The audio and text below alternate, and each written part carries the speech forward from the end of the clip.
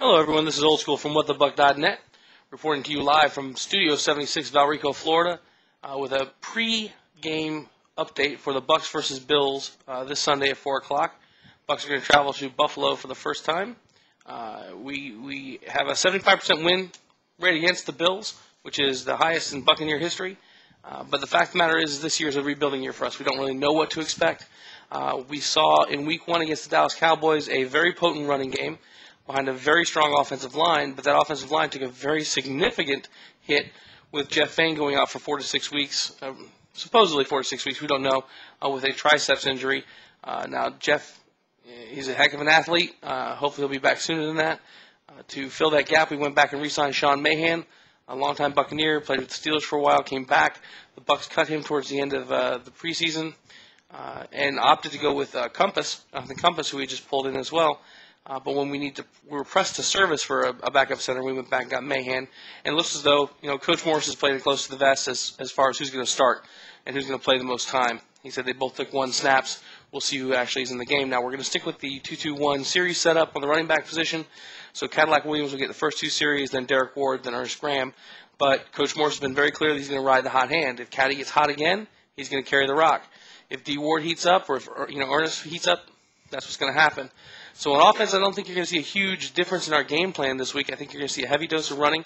Antonio Bryant will probably be out. He did not participate this week. He's having issues with that knee recovery, which means that Sammy Stroder, Brian Clark, and Maurice Stovall will have to step up and fill that slot, the X receiver. They may actually slide Clayton over to the X receiver and slide everyone out. But offensively, I'm not really that concerned. Buffalo has a strong defense, but they're coming in with a lot of injuries.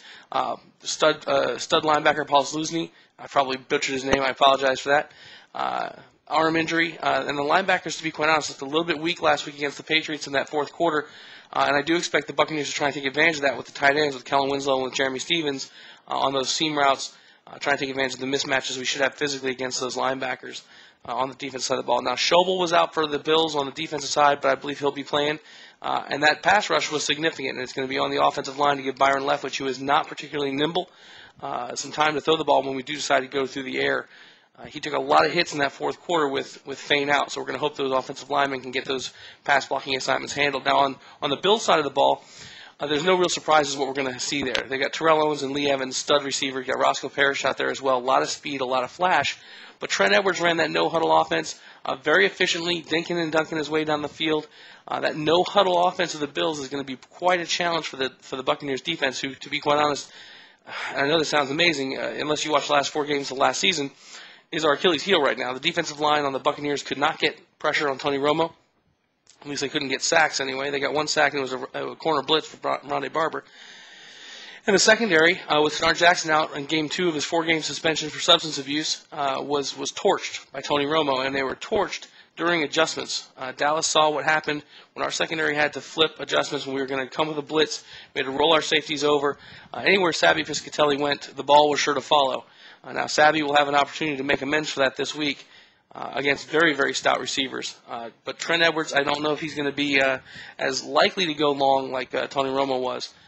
But at the same time, if I were Buffalo and I watched the tape last week, I would be looking to throw often against this Buccaneers secondary. Coach Bates is going to have to get these boys playing.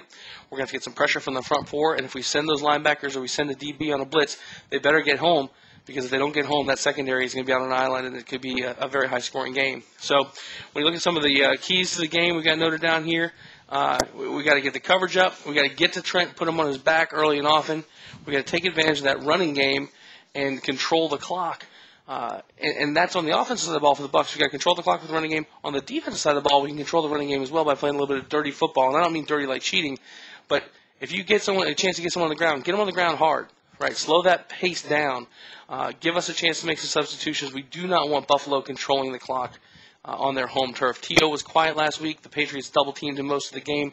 We will probably not do that, but T.O. is the kind of guy who can take over a game, and we certainly do not want to see that. Now, going up there, we actually are favored by a couple of people this week, which is amazing.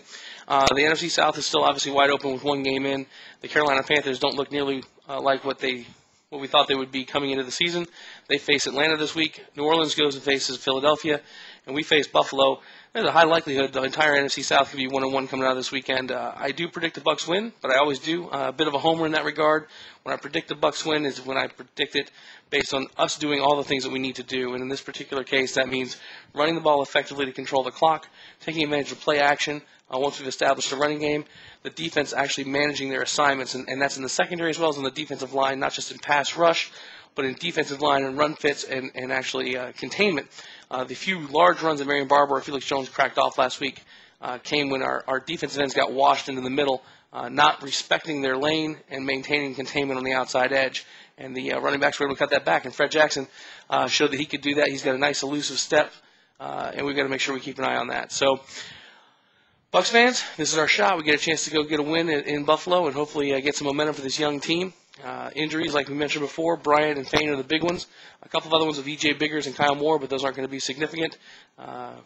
Tune in 4 o'clock, and hopefully we'll get to see a Bucs win. I'm predicting a Bucs win. I'm expecting a lot of points, 30-17.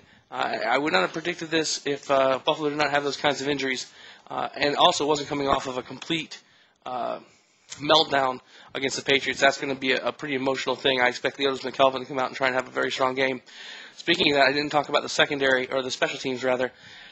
Special teams against Dallas was not strong for the Buccaneers, and I'll tell you what, we better bring our A game because the special teams for the Buffalo Bills do not play around. That fumble, I feel bad in some ways for Leotis. He was trying to make a big play and coughed it up. We had a similar situation with Clifton Smith back there on a punt return, trying to make a big play. It backfired on him, bad field position, ended up giving Dallas a chance to score going into the half. Those guys are special guys. They always think when they touch the ball, it could take it to the house. And if we do not have our stuff together on special teams, again, lane discipline, watching your assignment, that could be a game changer for the Bills. So, again, I predict the Bucs win. I predict a lot of yards on the ground. So if you've got a Bucs running back, specifically Cadillac Williams or Derek Ward, I'd say play him. But we'll be back after the Bills game to talk about what actually happened. Thanks for tuning in. If you want to catch the full show, Mondays and Thursdays, 7 o'clock at whatthebuck.net. We are now part of the Fan vs. Fan Alliance as well at www.fanvsfan.com. Come check us out.